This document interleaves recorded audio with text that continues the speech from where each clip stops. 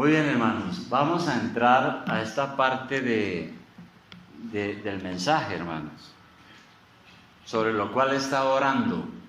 Y espero, hermanos, que ustedes también hayan estado orando para que nosotros podamos entender hasta donde el Espíritu Santo nos ayude la palabra, porque al fin y al cabo es el Espíritu Santo el que nos ilumina para que nosotros entendamos las Santas Escrituras. Y hemos venido entonces hablando y discurriendo sobre 1 Corintios capítulo 10. Por favor, en sus Biblias, 1 Corintios capítulo 10, y hemos llegado hoy al versículo 16. 1 Corintios capítulo 10, versículo 16.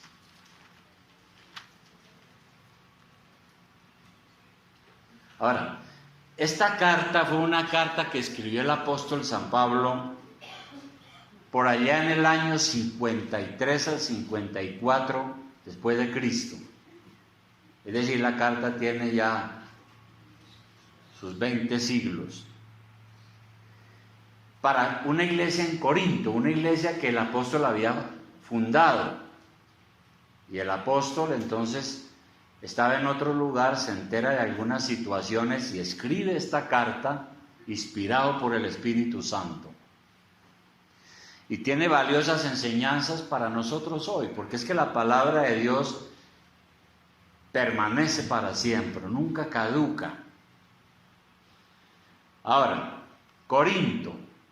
Nosotros hemos hablado algunas cosas de Corinto, una ciudad grecorromana en el mar Mediterráneo. ¿Y cómo era Corinto? Nosotros hemos dicho aquí ya algunas cosas, que Corinto era una ciudad pagana. Había muchos templos de ídolos. Los historiadores y arqueólogos dicen que en la colina detrás de la ciudad había un gran templo a Afrodita, la diosa del amor, conocida también como Venus, la diosa del amor. Y en ese templo era donde las prostitutas y homosexuales ejercían su profesión dedicados a la veneración de la diosa del amor. Entonces el acto sexual era como una especie de cosa sagrada. Allí se unían las parejas y dedicaban su unión a la diosa del amor, y algunas culturas también rindiendo honor como a la procreación. Era un rito que se conoce como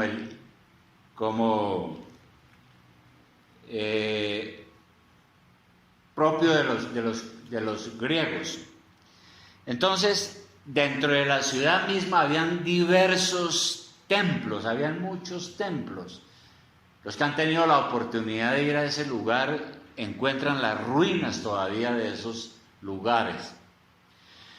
De manera que los que llegaban a la iglesia de esa ciudad tan contaminada, tan pagana, los que llegaban a la iglesia que había fundado Pablo y a la cual dirige esta carta, ellos habían sido idólatras.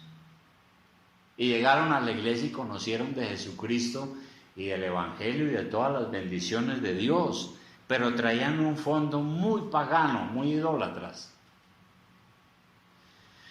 De manera que ellos estaban acostumbrados pues a adorar los ídolos, a inclinarse ante las imágenes, ante las estatuas. Y el templo también era un lugar casi de fiesta. Allí habían grandes asados porque la carne era sacrificada, los animales eran sacrificados a ídolos. Y luego la carne o se vendía ahí o se vendía en otro lugar, pero la gente participaba. Pero antes de eso hay un sacrificio dedicándole el toro o la vaca a tal Dios. Bien, en esta carta el apóstol advierte a la iglesia entonces acerca del peligro de caer en la idolatría. ¿Qué es idolatría? Idolatría es adorar algo o a alguien que no es el Dios verdadero. Puede haber muerto o puede estar vivo, pero no es el Dios verdadero. Y cuando nosotros le rendimos homenaje y veneración a una persona que no es el Dios verdadero, eso es idolatría. Por eso aquí en el versículo 14, vamos a leerlo ahora sí, de 1 Corintios 10, en el versículo 14, el apóstol Pablo dice a la iglesia, dice: por tanto, amados míos. Una forma muy tierna del apóstol Pablo como pastor referirse a los hermanos: amados míos. Por tanto, amados míos, huid de la idolatría. Huyan de la idolatría. Porque Dios castiga la idolatría. Desde el Antiguo Testamento el Señor dejó claro a su pueblo en la antigüedad que Él es un Dios celoso y que no comparte su gloria con ninguno, con nadie, porque Él es el único Dios creador del cielo y de la tierra. Y por eso Él dejó claro eso en Éxodo 23:6. Vamos, tenga presente ahí 1 Corintios, pero vamos a mirar otros versículos, tanto del Antiguo como del Nuevo Testamento, que nos ayudan a dar sustento a lo que estamos diciendo. En Éxodo 20, versículo 3, el Señor dejó claro que Él no comparte su gloria con nadie. 23, Éxodo 23. Es el pasaje sobre los 10 mandamientos. Y dice en el 3, es un mandamiento de la ley de Dios: no tendrás dioses ajenos delante de mí. Ese mandamiento no ha terminado, está vigente. Como el mandamiento no matarás, pues está vigente. Honrar a padre y madre, son mandamientos que están vigentes. Dice: no tendrás dioses ajenos delante de mí. No te harás imagen ni ninguna semejanza de lo que esté arriba en el cielo, ni abajo en la tierra, ni en las aguas debajo de la tierra. No te inclinarás a ellas ni las honrarás, porque yo soy Jehová tu Dios, fuerte, celoso, que visito la maldad de los padres sobre los hijos hasta la tercera y cuarta generación de los que me aborrecen. Esa es la situación. Ahora, algunas personas entonces en la ciudad de Corinto se habían convertido y habían llegado a la iglesia. Y eran idólatras. Pero eran niños en Cristo, les faltaba aprender y por eso eran débiles en la fe. La Biblia dice que cuando uno comienza la vida cristiana, uno es un niño en Cristo. Le falta crecer en la gracia y el conocimiento, eso pasaba con ellos. Y cuando uno es un niño en Cristo, porque le falta el conocimiento y el crecimiento espiritual, pues uno es un débil en la fe, le falta crecer. Y estos hermanos que eran débiles en la fe, que estaban conociendo el Evangelio en la iglesia, habiendo sido educados en una cultura tan idólatra,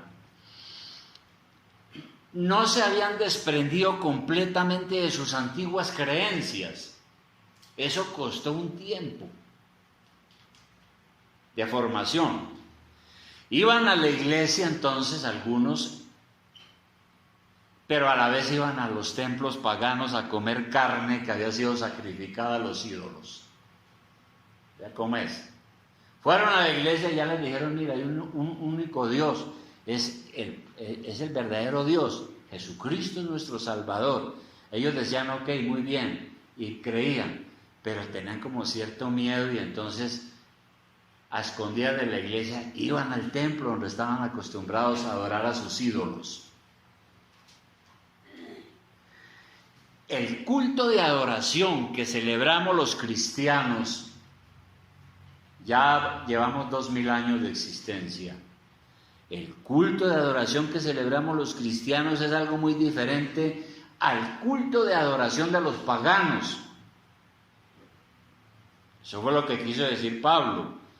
Nosotros adoramos a un solo Dios. Los paganos adoran a varios dioses que son falsos, como en Grecia. Y eso sucede con todas las religiones. Por ejemplo, tenemos que hablar de nosotros. Nuestro culto es muy diferente al culto de la misa. Aquí adoramos al único Dios verdadero. En la misa se adora a Cristo, pero junto a María y muchos otros santos, a San Antonio, a San Rafael, a San Pedro, a una cantidad de dioses que tienen poder y que supuestamente ayudan a los humanos. Y eso es idolatría. Está claro en la Escritura, según el mandamiento que leímos. Y eso precisamente era lo que pasaba en la iglesia de Corinto, que algunos tenían una comprensión errada sobre el culto de adoración, ¿no? Y pensaban que tal vez era lo mismo, o que eso no había ningún problema, ¿no? Yo voy a la iglesia y adoro a Cristo, pero también voy al templo y adoro allá a Venus y a Afrodita y a otros dioses que están allá. Uno de los elementos de la adoración a Dios que nosotros los cristianos celebramos es lo que acabamos de hacer, la cena del Señor. La Biblia llama también a la cena del Señor la mesa del Señor, cuando nosotros comemos el pan y el vino. Eso es un elemento de adoración. Y a eso es que me quiero referir, porque a eso se refiere Pablo aquí. Entonces, ¿qué es en esencia la cena del Señor? ¿Qué es? Es un símbolo, primera cosa, un símbolo. Y por eso leamos el versículo 16. Empieza el apóstol Pablo a explicar las cosas, dice: la copa de bendición que bendecimos, y viene la pregunta, ¿no es la comunión de la sangre de Cristo? Es la primera pregunta que él hace. La respuesta pues es sí. Pero parece que en la iglesia algunos no entendían. Cuando nosotros damos gracias a Dios por la copa, entendemos que es un símbolo. ¿Qué representa? Representa la sangre de Cristo. Nos recuerda que Jesús fue muerto de una manera violenta en la cruz por nuestros pecados. El término la sangre de Cristo es un término que en hermenéutica se conoce como una metonimia. Metonimia. En la Biblia hay muchas figuras literarias. Está la hipérbole, la parábola, el símil, la sinécdoque, y también la metonimia. ¿Y qué es la metonimia? Para hablar de la muerte, por ejemplo, decimos que hubo derramamiento de sangre. Entre los hebreos, hablar de derramamiento de sangre significaba una muerte violenta. Entonces, cuando hablamos de la sangre de Cristo, simplemente es una metonimia, pues estamos hablando de la muerte de Cristo, ¿no? Cuando tomamos el vino, eso significa la sangre literal de Cristo. Perdón, no significa la sangre literal de Cristo, disculpen. No significa eso, que el vino se convierte en la sangre de Cristo. Es una metonimia para referirnos a su muerte, que el Señor murió en la cruz de manera violenta y derramó su sangre, ¿no? Eso es una representación mediante el vino que tomamos de la cena del Señor. Y en ese sentido nosotros tenemos comunión con su muerte. Creemos en esto. Y luego sigue diciendo, ¿qué más el versículo 16? Vuelvo a repetir, dice, la copa de bendición que bendecimos, ¿no es la comunión de la sangre de Cristo? Pregunta el apóstol a la iglesia y a nosotros. Pues claro que lo es. Sigue, el pan que partimos, ¿no es la comunión del cuerpo de Cristo? Otra pregunta. La respuesta debe decir, sí, es la comunión con el cuerpo de Cristo. ¿Y qué representa entonces el pan? El pan representa su encarnación. Cuando comemos el pan decimos que es el cuerpo de Cristo. ¿Por qué decimos eso? Bueno, el Señor se encarnó, vino a este mundo, se hizo hombre, tuvo un cuerpo humano.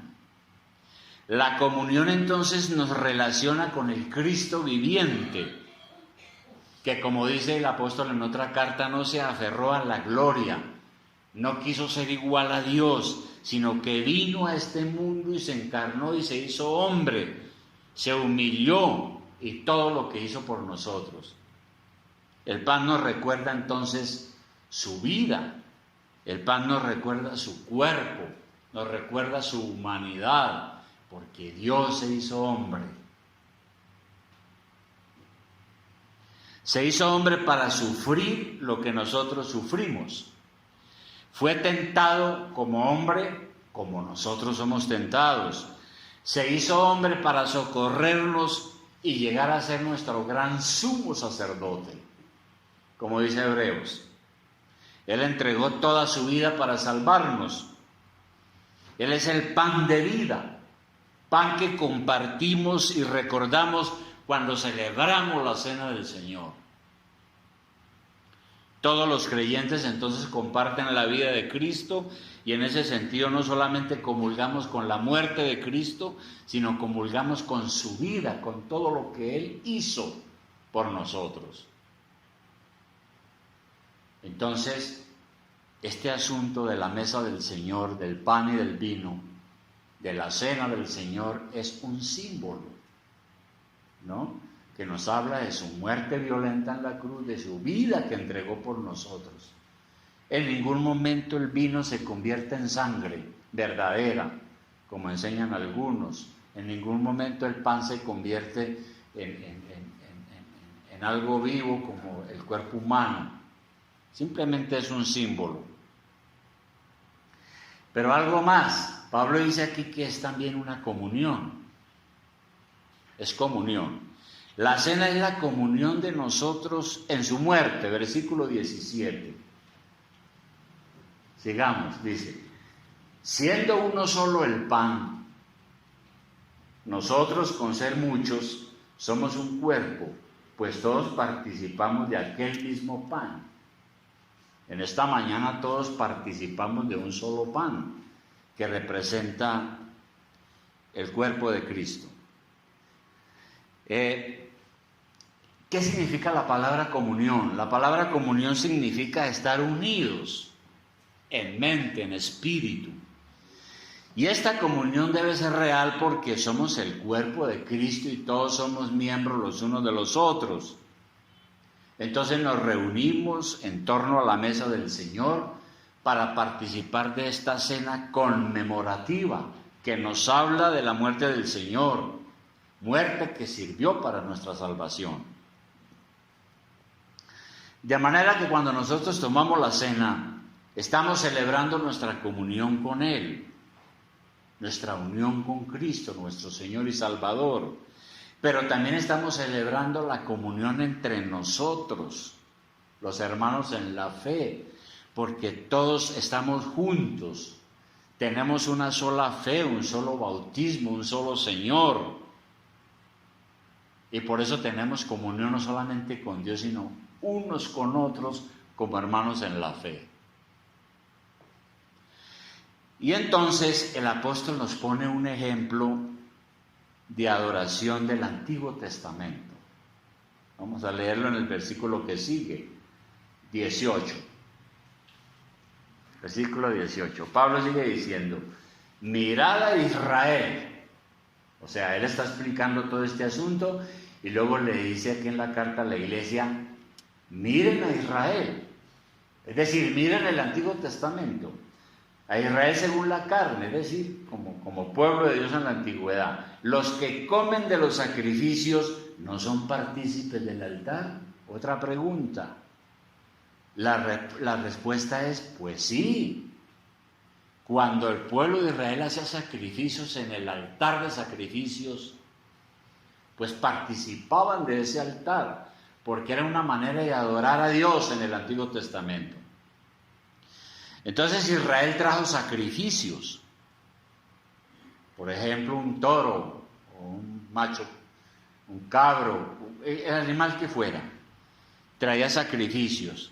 Una parte de ese animal, después de ser muerto, era consumido por los sacerdotes para su mantenimiento. Otra parte fue quemada en el altar como un holocausto a Dios.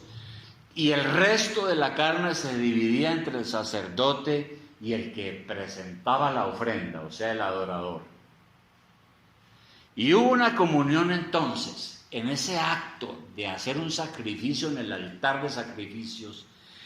Eso es una comunión, o sea, una unión entre el judío que hace el sacrificio, el sacerdote y Dios. Todos tres participaban en el altar. Unos adorando y el Señor recibiendo adoración. Y ese es el punto que Pablo quiere aclarar aquí, y ojalá el Espíritu Santo nos ayude a entenderlo.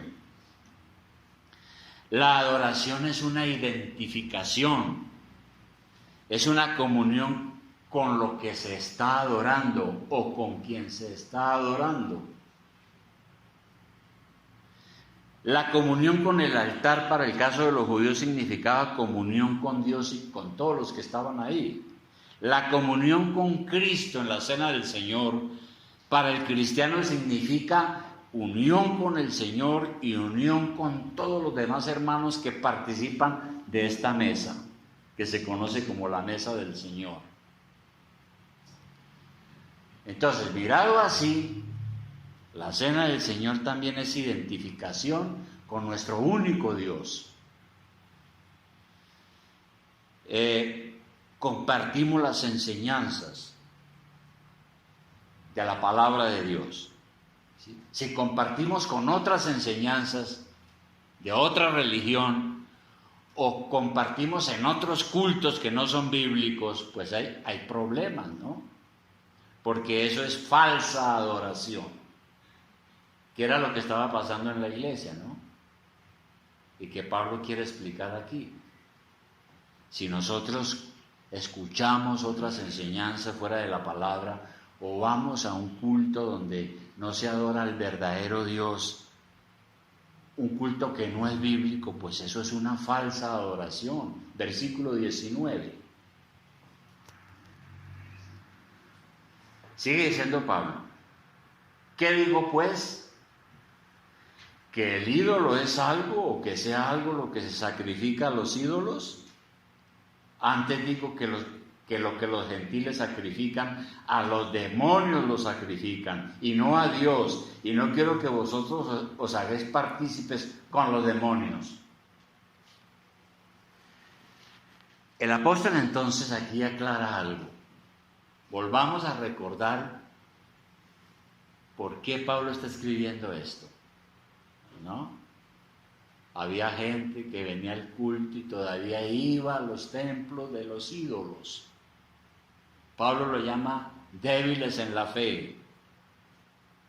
Ahora, para el apóstol él tenía claro que un ídolo, o esos ídolos que adoraban en la ciudad, no eran nada. Por lo tanto, lo que sacrificaban a ese ídolo no servía para nada. Al contrario, eso se convertía en un sacrificio de adoración a los demonios. Porque detrás de una adoración falsa está un Dios falso, está la mentira, y la mentira es del diablo. Por lo tanto, cuando la adoración es al verdadero Dios, termina siendo un sacrificio a los demonios, representados en cada uno de esos ídolos que había en Corinto. Entonces adoraban una estatua, pero ahí no estaba Dios. Sin embargo, las personas querían creer que ahí estaba Dios. Eso pasaba en la ciudad y pasa todavía, hermano. Y fue por eso entonces que en el Salmo 115, no pierda de vista Primera de Corintios, pero en el Salmo 115, en el versículo 4, mire lo que dijo el Señor en el Salmo 115, en el versículo 4. Allí está hablando precisamente del tema de los ídolos, para que el pueblo de Israel aprendiera en la antigüedad, y nosotros también. Pero ahí en el Salmo 115, en el versículo 3, vamos a leer desde el 3, dice: nuestro Dios está en los cielos,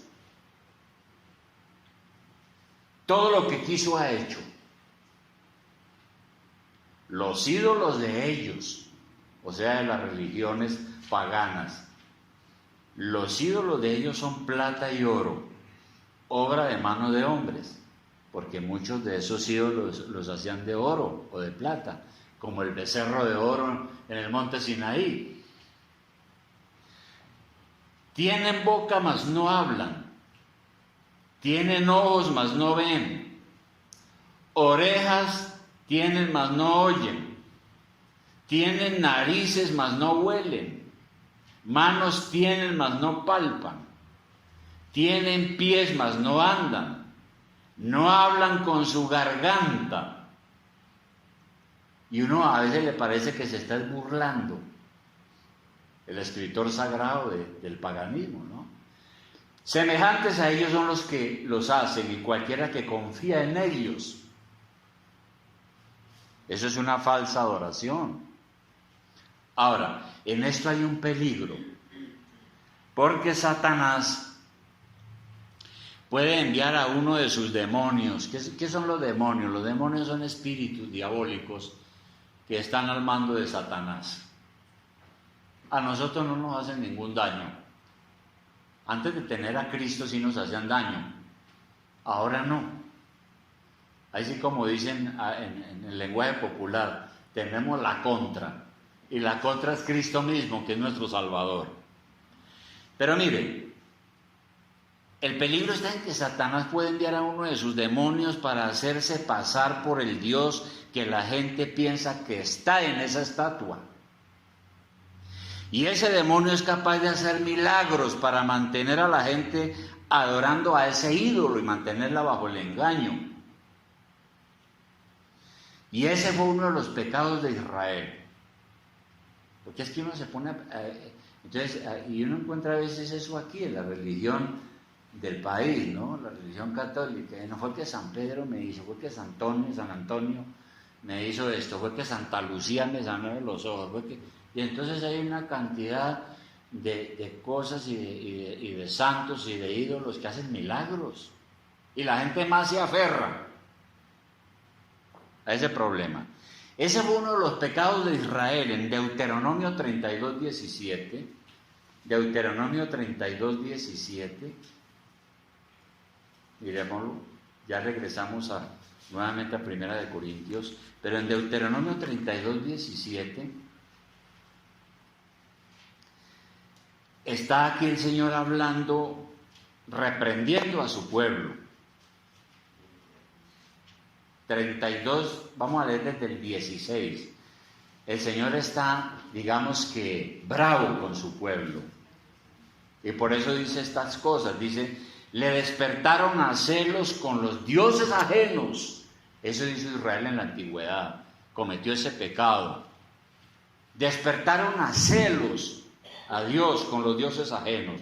Lo provocaron a ira con abominaciones. Sacrificaron a los demonios y no a Dios.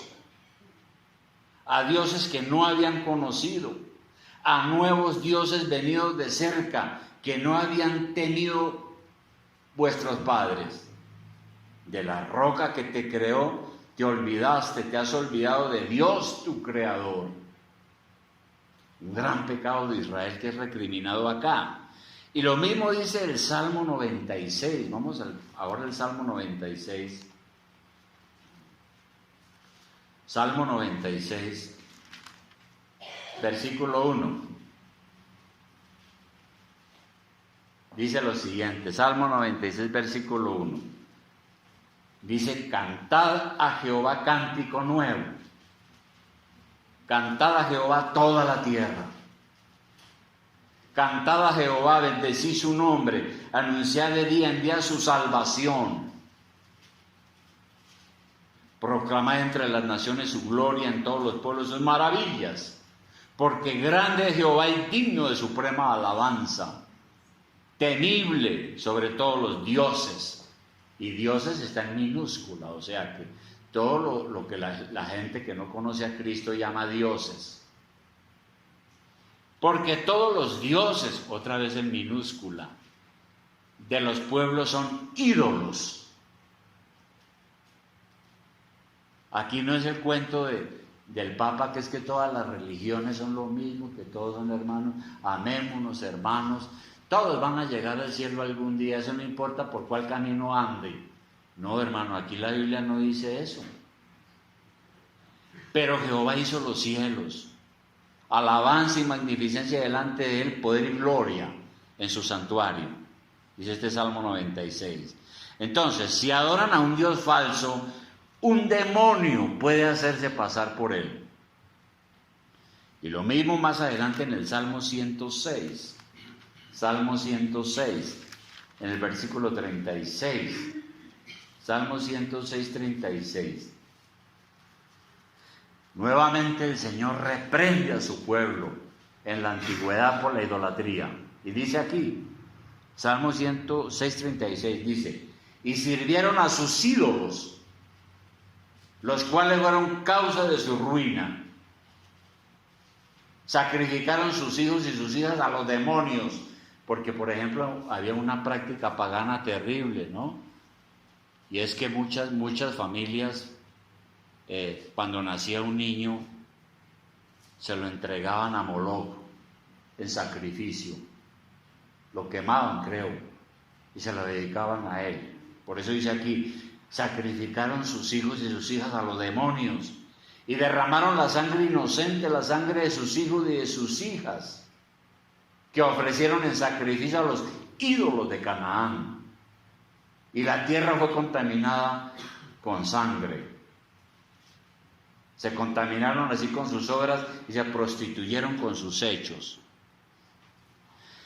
De manera que si alguien estaba yendo a la iglesia, hermanos, volviendo a Corinto, si alguien estaba yendo a la iglesia y estaba conociendo el evangelio de la gracia de Dios, pero al mismo tiempo iba a esos templos paganos donde se adoraban dioses falsos, pues estaba teniendo comunión o identificándose con los demonios que están detrás. Y no se puede servir a dos señores, dijo Jesucristo, ¿no? No se puede servir a Dios y a Satanás al mismo tiempo. Ahora, hermano, pensemos en nosotros. Ya espero que entendimos cómo es el asunto. Pensemos en nosotros. ¿Tendremos una situación parecida aquí en Colombia? Bueno, hemos visto algunas personas que vienen a la iglesia, conocen el evangelio de la gracia de Dios y ¡ay, qué belleza! Yo nunca había oído hablar de esto, pero al mismo tiempo asisten todavía a la misa. O si viene de otra religión, peor, van a otros cultos raros que hay por ahí. ¿Y cómo adoran en la misa? ¿Cómo es la adoración en una misa? Y lo digo yo porque es que yo hasta los 22 años fui católico y yo iba a misa. Y fui educado en el catolicismo. ¿Cómo adoran en la misa? Bueno, allí, además de todas las letanías y cosas que hacen, dicen que el pan es la hostia o la Eucaristía, porque la hostia se convierte realmente en el cuerpo de Cristo. Y además cada misa es un sacrificio en el cual Cristo vuelve y muere. Pero eso no es bíblico. No es bíblico. La misa no es ningún sacrificio de nadie. ¿Y por qué? Porque en Hebreos capítulo 10, versículo 11, Hebreos capítulo 10, versículo 11, está claro. Hebreos capítulo 10, versículo 11. Está hablando precisamente de la muerte del Señor por nosotros y dice, y ciertamente, Hebreos 10, 11 dice, y ciertamente todo sacerdote humano, ¿no? Todo sacerdote humano está día tras día ministrando y ofreciendo muchas veces los mismos sacrificios que nunca pueden quitar los pecados, que es lo que hace el catolicismo, porque cada misa es un sacrificio y en cada misa se sacrifica a Cristo. Pero Cristo, dice aquí en el versículo 12, pero Cristo, habiendo ofrecido una vez para siempre un solo sacrificio por los pecados, se ha sentado a la diestra de Dios. Y sigue hablando de ese perfecto sacrificio que el Señor hizo una vez para siempre. Por tanto, allí, hermano, en la misa, me da mucha pena, pero se enseña una doctrina falsa, una herejía. Y si uno ha salido del error, ¿cómo puede uno volver a identificarse con una adoración falsa? Cuando uno participa de una adoración falsa, tiene comunión con todos los que están allá. Porque es como si dijera a todos aquí, creemos lo mismo y adoramos de esta manera. Que era lo que pasaba en Corinto. Y eso no es ser uno consistente. Y además es un atrevimiento. Una persona atrevida es una persona insolente, irrespetuosa. Eso es un atrevido. Y eso es lo que está diciendo Pablo. Cuando uno no es definido y cuando uno como que crea un poquito aquí, un poquito allá, un poquito de allá, uno está siendo un atrevido. Versículo 21 de 1 Corintios 10. Vamos otra vez.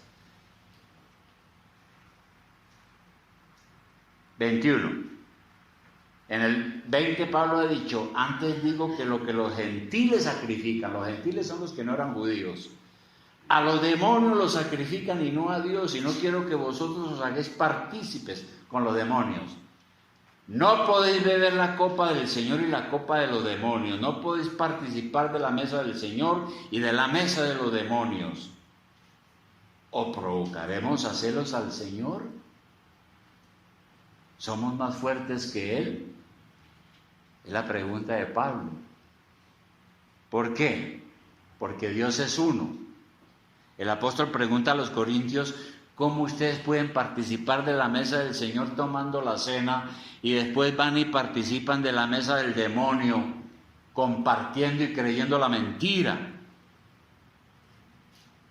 Por eso en Efesios 4:27, rápidamente, en Efesios 4:27, el apóstol Pablo escribió algo. Efesios 4:27, un solo versículo. Yo creo que nos lo podemos aprender de memoria. Yo tengo mala memoria para... Hay algunos cristianos que recitan la Biblia de corrido. Pero yo sé dónde están los versículos, eso me ayuda mucho. Pero mira aquí dice, ni deis lugar al diablo, dice ese versículo. ¿Será que no lo podemos memorizar?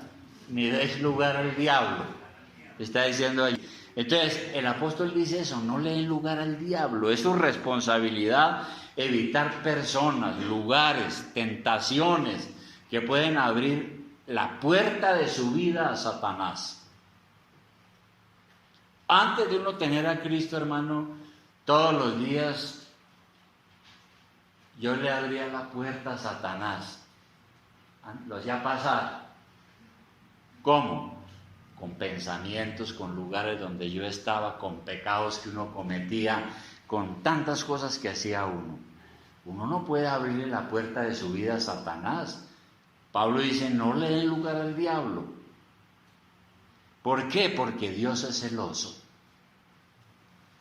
En Deuteronomio 32:6, finalmente, Deuteronomio 32:6, ¿Qué está diciendo Pablo? Deuteronomio 32:6. Deuteronomio 32, Pablo no, el Antiguo Testamento, pero Deuteronomio 32:6. Él vuelve aquí a hablar en contra de la idolatría, siempre exhortando a su pueblo en la antigüedad, a Israel. Y aquí en Deuteronomio 32:6 dice así, antecitos ahí dice generación torcida y perversa. Así trataba Dios a los infieles. Y luego en el 6, ¿así pagáis a Jehová, pueblo loco e ignorante? Eso sí es algo tremendo, ¿no? El Señor le está diciendo a su pueblo, ustedes son locos e ignorantes. Esa es la forma de pagarme lo que yo he hecho por ustedes. Y va al 15. Dice, pero engordó Jesurún. Jesurún significa Israel también, ¿no? Es decir, el pueblo fue a comer, a gozar la vida, se engordó. Y tiró coces, como el caballo. Engordaste, te cubriste de grasa. Entonces abandonó al Dios que lo hizo y menospreció la roca de su salvación. Le despertaron a celos con los dioses ajenos. Lo provocaron a ira con abominaciones. Sacrificaron a los demonios y no a Dios, a dioses que no habían conocido, a nuevos dioses venidos de cerca que no habían tenido vuestros padres. Eso es, hermano. Entonces, ¿nos damos cuenta de esto? Hermanos, ¿nos damos cuenta de esto? ¿Usted se da cuenta de esto? ¿O qué? Usted se cree por encima de Dios. Por eso Pablo pregunta, ¿qué va a hacer? ¿Qué vamos a hacer? ¿Vamos a provocar entonces a celos a Dios? ¿Es que acaso somos nosotros más poderosos que Dios? Eso es como jugar con fuego. El celo de Dios es un celo santo. Dios es nuestro creador. Dios es nuestro Padre. Es nuestro sustentador. Es nuestro Salvador. ¿Cómo es posible que la gente adore a personas o cosas que no son dioses? Conclusión, hermanos, a esto. La palabra de Dios nos exhorta a huir de la idolatría. Ese es uno de los versículos que vimos al comienzo. Huyan de la idolatría. Todavía hay gente que creyendo que Dios está en las estatuas o en las imágenes. En Corinto eran todos los dioses del panteón grecorromano, muchos dioses. Pero todavía tenemos el problema. Tal vez hoy los ídolos, además de eso que estamos diciendo, también hay otros ídolos que la gente no se da cuenta. Un ídolo es el amor al dinero. Cuando uno empieza a amar el dinero hasta el punto que empieza a apartarse de los caminos del Señor, empieza a no congregarse, empieza a no leer la Biblia y entregado a la búsqueda de la plata, el dinero se le está convirtiendo en un ídolo. El dinero es necesario, pero no para que se convierta en un ídolo mío y me aparte de Dios. La excesiva dedicación a alguna persona que puede ser un hijo o su propio cónyuge. Yo tengo que amar a mi esposa, ¿no es cierto? Pero primero tengo que adorar a Dios. En el momento en que yo empiezo a tenerla a ella en primer lugar y apartarme del Señor, estoy cayendo en la idolatría.